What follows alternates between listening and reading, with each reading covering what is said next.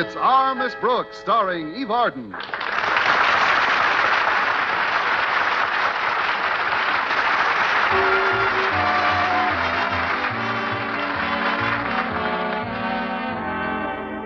Well, our Miss Brooks, who teaches English at Madison High School, has never been one to complain about extra work. But when she was asked to substitute in both French and German classes recently, she thought it was a little too much. I certainly did. It wasn't just the difficulty of the added assignments, but for a while there, the pupils in my English class were learning to speak French with a German accent. Since Mr. Conklin had been overworking the faculty consistently, all of us were exhausted most of the time. I was so overtired last week that I actually began to have insomnia.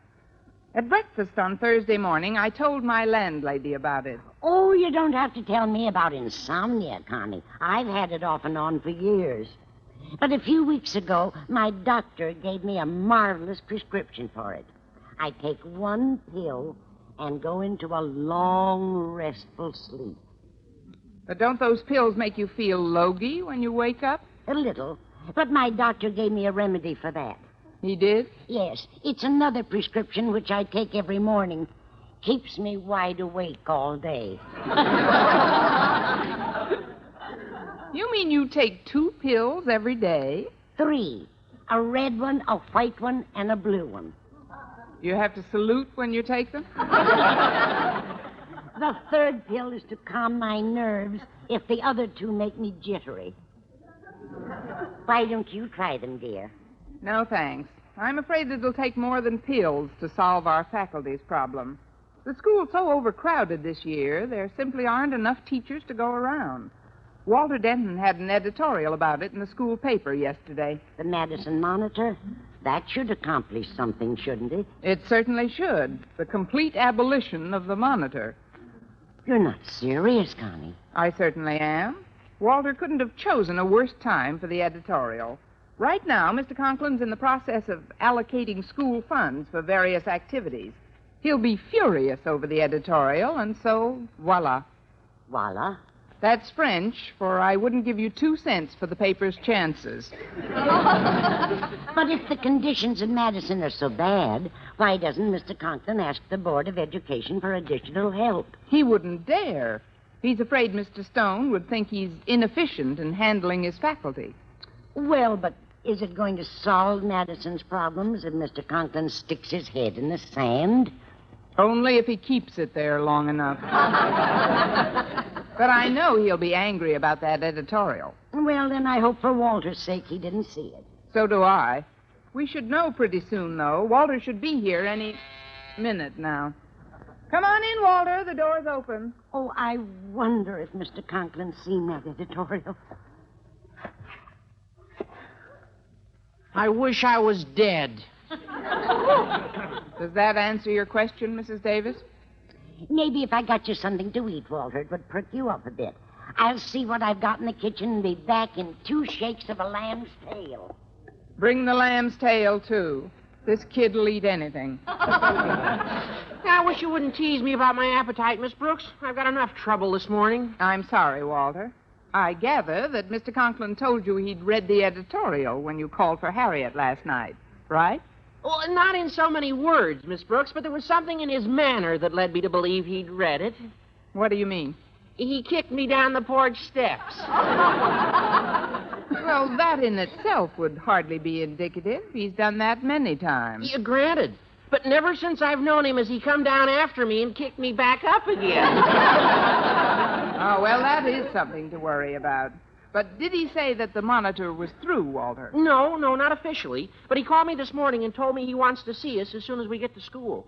Well, I guess it's Auf Wiedersehen to the Madison Monitor, Walter. Auf Wiedersehen?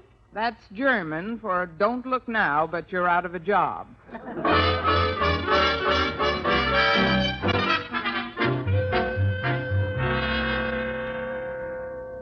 And now then, I suppose you realize why I've requested you, Miss Brooks, and you, Denton, to appear in my office? Yes, sir, but Mr. Stone has read yesterday's editorial, and he's coming over this afternoon to see if there's any truth to the fantastic allegations that mine is an overtired faculty. Overtired indeed. Asleep on their feet, indeed. Why, Miss Brooks, get your head out of my flower bowl. Oh, yes, sir. I was just smelling the flowers. You're a little late. They were thrown out a week ago. My goodness, the fragrance certainly lasted, didn't it? Miss Brooks, as faculty advisor of the Monitor, you are as responsible as Denton for what has occurred. And if you have any desire to see the paper continued after today, you will follow my plan of action. What's that, Mr. Conklin? What kind of a plan are you cooking up, Chief? Boy, when you get that little old head of yours working, I'll... Oh, shut up!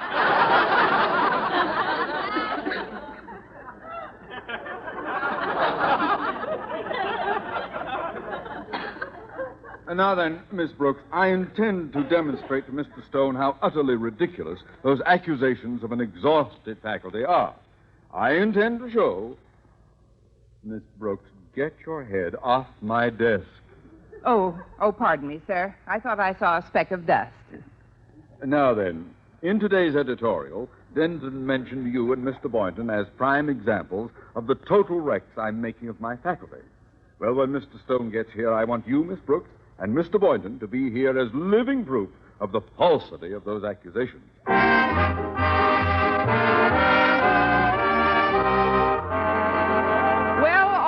He was as fatigued as the rest of our faculty. I knew that Mr. Boynton was vitally concerned with preserving the Madison Monitor. So at lunch in the school cafeteria, I related all the events of the morning. When I got to the part where Mr. Conklin threatened to abolish the school paper, Mr. Boynton's reaction was one of extreme and violent indignation. That's a very interesting comment, Mr. Boynton.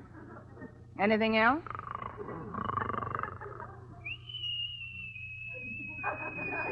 Oh, fine. The only time he whistles at me is in his sleep. Mr. Boynton. Wake up, Mr. Boynton. What's the matter? You were leaning over the lunch table asleep, Mr. Boynton. Did you hear anything of what I was saying? Oh, yes, Miss Brooks. Right before I conked off, you said that Mr. Conklin threatened to abolish the school paper. Oh, we simply can't let that happen. Monitor is one of the most vital institutions in student life. Yes, but unless we can prove to the head of our Board of Education that there's no validity to Walter's editorials, the paper is through. Yes, but how can we prove that when the faculty actually is exhausted? Well, since you and I were the total wrecks mentioned in today's editorial, when Mr. Stone arrives this afternoon, we're supposed to appear before him fresh as daisies. Hi, Miss Brooks. Hello, Mr. Boynton. Hello, Harriet. I hope I didn't interrupt you two in the middle of something. No, but you're holding the right thought. Daddy said to tell you that Mr. Stone would arrive in his office at 3 o'clock this afternoon, and he wants you both there at 3:05. He said to be sure to tell you he wants you there with bells on. That's probably the only thing that would keep us awake. Miss Brooks, you've simply got to appear alert this afternoon. The existence of the Monitor depends on it. We know that, Harriet. But the way we both feel now, it seems hopeless. Not yet, Mr. Boynton. Maybe we can think of a way to keep awake. Well, let's see. Well, the only thing I can think of is to keep pinching each other. Why, Mr. Boynton, what a wonderful idea.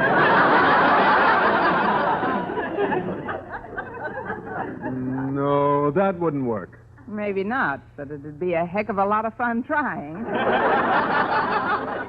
Wait a minute. I just remembered something. What, Miss Brooks? Mrs. Davis has a doctor's prescription that she takes every morning. She says it keeps her alert all day. I'll call her and tell her to bring some pills down at once. That sounds feasible. It would be, except for one thing. I have to go downtown to the supply house for some lab equipment between 2 and 3 today. And I won't be back in time to take any of the pills. I'd have to go directly to Mr. Conklin's office.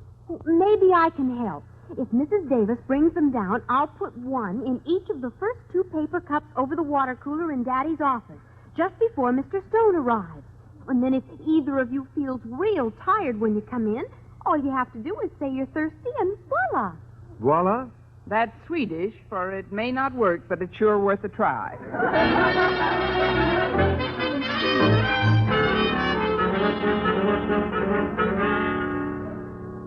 My, I'm certainly glad I got here in time, Connie. So am I, Mrs. Davis. It's almost 2 o'clock now, and I wanted to be sure I saw Harriet before her next class. Well, I rushed down here as soon as I got your phone call.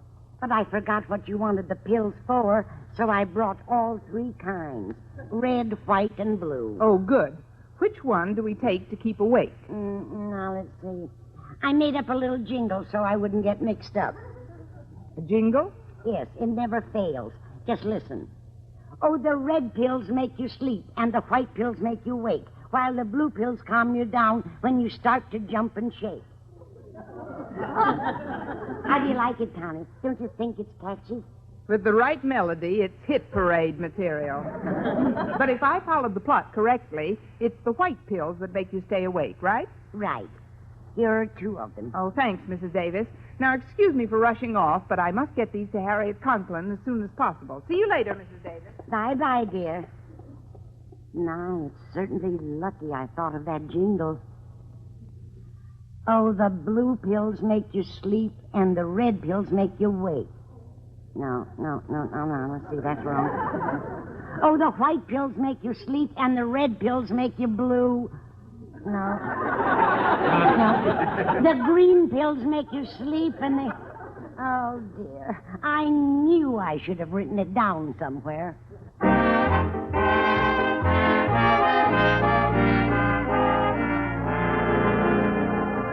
Well, after Harriet placed the wake-up pills and the paper cups over the water cooler in Mr. Conklin's office, I was quite confident as I approached his sanctorum late that afternoon.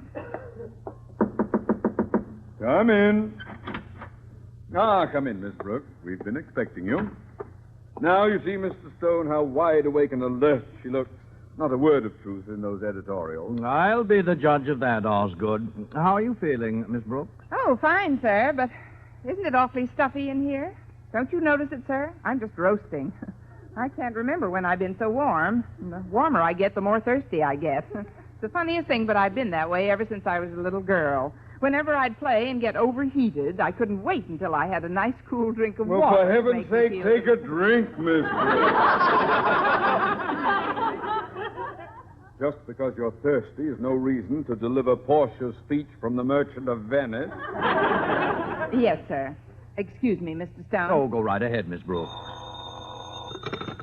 Osgood Conklin speaking. Who? Oh, yes, she's here. It's for you, Miss Brooks. Make it brief, please. Yes, sir. Thank you. Hello? Hello, Connie. This is Mrs. Davis.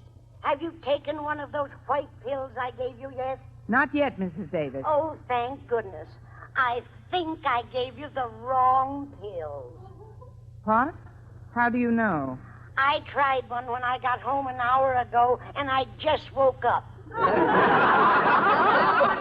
I should have given you the red ones to stay awake. Or now, let's see, was it the blue ones? Oh, now, let's see. Never mind, Mrs. Davis. I'll see you later. And don't worry, I'll pick it up for you. That was Mrs. Davis. She had lunch in the drive-in around the corner, and when she got home, she discovered she'd forgotten something. What? Her car. Please, Miss Brooks, if you'll just get your drink, we can get on with this meeting. Drink?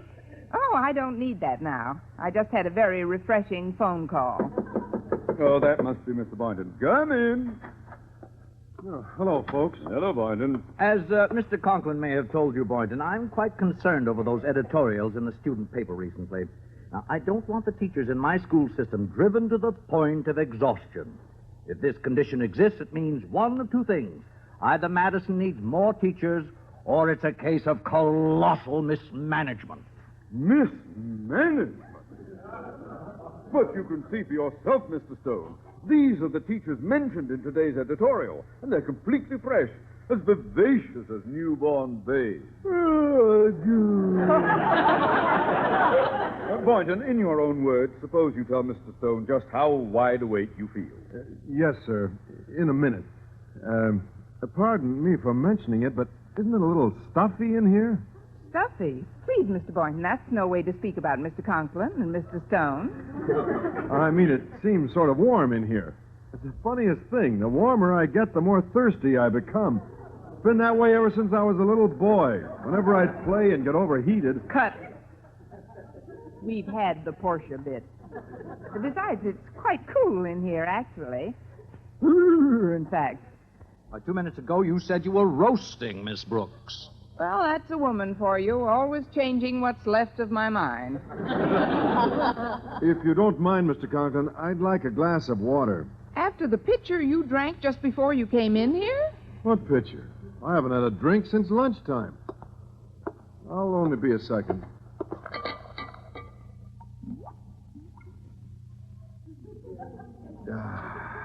That's better. Well, Mr. Stone, as you can see, both of these teachers are in the pink of condition. All I can see so far is that they're both water happy. But, sir, surely their appearance disproves the utterly false allegations in the school paper. I'm still not convinced there isn't some truth to those editorials. And as long as I have the two of you in here, I'm going to ask you a direct question, and I want a direct answer. Boynton, are the teachers being worked to exhaustion, or aren't they? That's a pretty direct answer. Now, see here, Boynton, a snore isn't a fitting reply. Please sit up and tell Mr. Stone what he wants to know.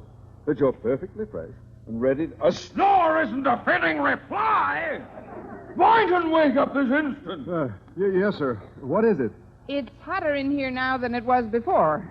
That's what it is. It's the heat. Yes, the heat. That's right, it's the heat. Thank you, little Sir Echo. I know that once Mr. Boynton gets outside the door, he'll be all right. He's just faint from lack of air. Come on, Mr. Boynton. Yes, Miss Brooks.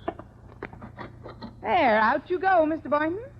There, you see, Mr. Stone? Once he got outside, he was fine. Not a bit sleepy. So, Osgood, there wasn't a word of truth in those editorials. No one's exhausted. The entire faculty's bright-eyed and well-rested. Well, perhaps Mr. Boynton was a little tired today, but as for Miss Brooks and me and the rest of the faculty, we're chipper as birds. Right, Miss Brooks? I'd like to fly away right now. All this talking has made me a bit dry. If you'll excuse me for a moment, sir. I'd like to get a drink of water. Water?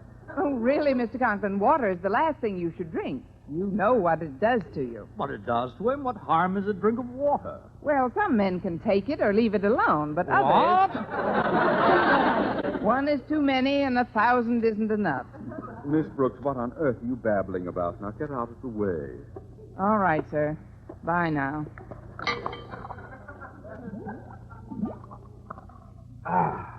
That's fine. Just the thing. Well, Osgood, perhaps I was a little hasty in my judgment. You're quite right when you say you can't judge an entire faculty on the basis of one teacher. Particularly when you and Miss Brooks... Osgood?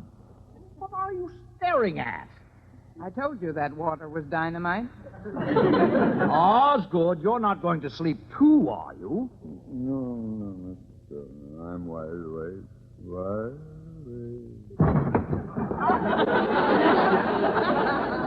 And when you take his head out of the inkwell, he'll prove it.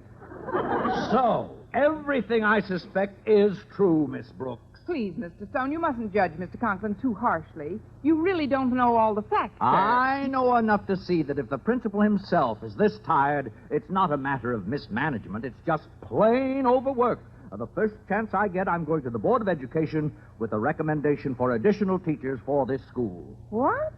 Well, how do you like that? All the principal has to do is to go to sleep and voila. Voila? That's Japanese for I wish I knew where he keeps his horseshoe. Our Miss Brooks, starring Eve Arden, was produced and directed by Larry Burns, written by Arthur Arlsberg and Al Lewis with the music of Lud Bluskin. Mr. Conklin was played by Gale Gordon. This program came to you from the Frankfurt studios of the American Forces Network Europe and was prepared for rebroadcast over this network by specialist Rich Kuhlman.